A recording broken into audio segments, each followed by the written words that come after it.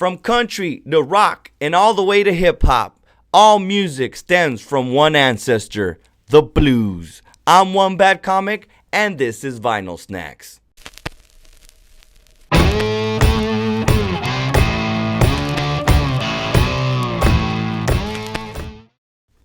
What's up, vinyl heads? Welcome to another episode of Vinyl Snacks. I'm your host, One Bad Comic, and today we're going to be talking about the blues, which is a great album right here that I'm picked out for you guys to get to know the best of the blues, which was an album that I picked up actually in Detroit, Michigan when I was on the road with my friend John Polar Bear.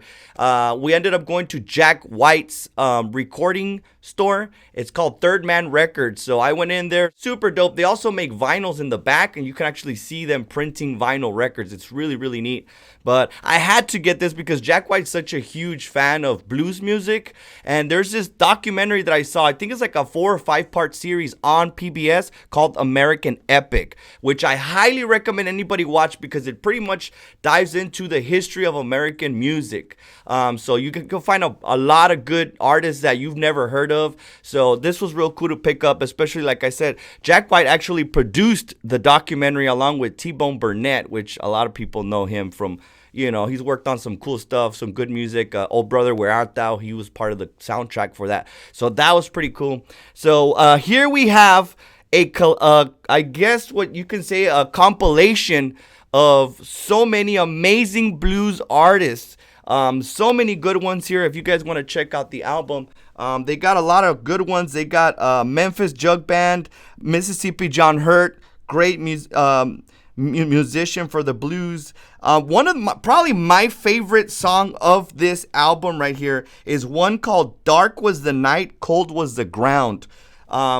This one was actually written by a guy named Blind Willie Johnson, right? It doesn't even have lyrics in the song. He's just like humming this weird tune, but it's so good. It was so good that when the NASA, right, they created this spaceship, right, called the Voyager. They put on a gold-plated record along with a bunch of stuff in history about the world, and they shipped it never to come back.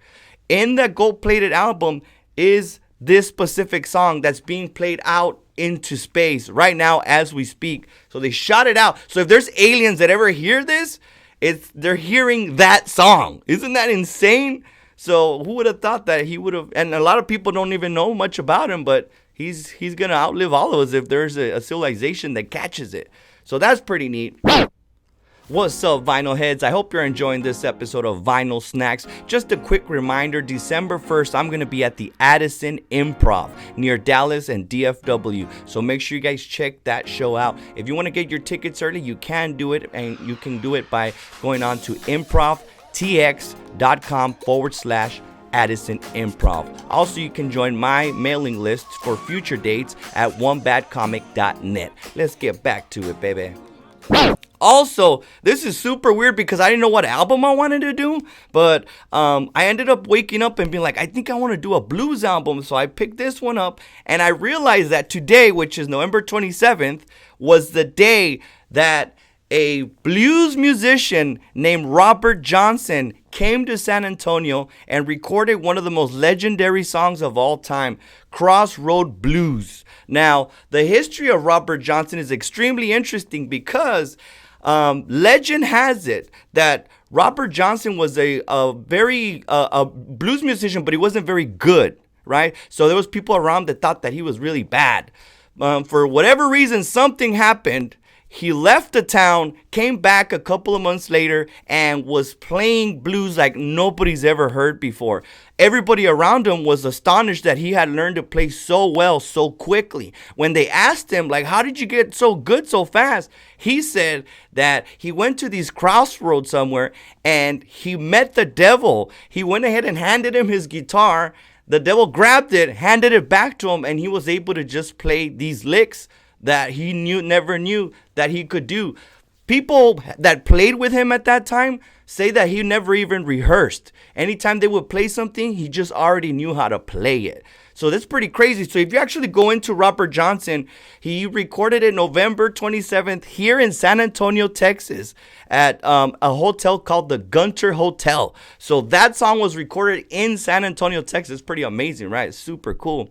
The crazy part about Robert Johnson is that as time passed by, he had a lot of songs about the deal that he made with the devil, and he would always tell everybody around him that the devil was going to come back to collect his soul for the deal that he made. So that was pretty crazy. So he writes songs about it, like the Hellhound on My Trail. So as his career started, he only did 2 sessions. So it was like a collection of maybe 30 songs that he was able to do, because after that, he started to go insane. He started to go crazy. His life got all weird, and eventually his life ended a really tragic way, because since he started losing his mind, they say that the devil came down to pick up the soul to collect it, right?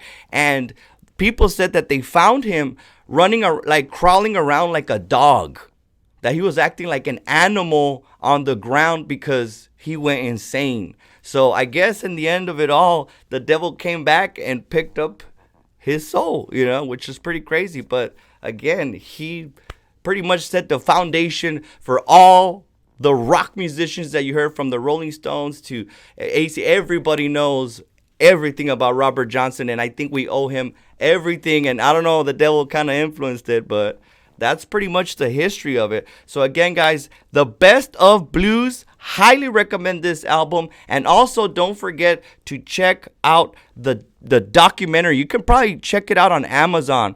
It's called American Epic. It's like a 4 or 5 part series about all the history of music. So I highly recommend that. Also, guys, if you're new or you're subscribing, make sure you guys put your on the comments that you subscribed, and I'm gonna enter you guys for a chance to win 1 free record from my own personal collection at the end of the month. I think I already have like about 7 or 8 people that submitted, so they're already on the wheel, and I'm gonna go ahead and take out a name, and if you win, I'll go ahead and send you a personal record. So make sure you guys subscribe, share, like, all of that. I appreciate you guys hanging out with me, and I hope to catch you guys on the next episode of Vinyl Snacks.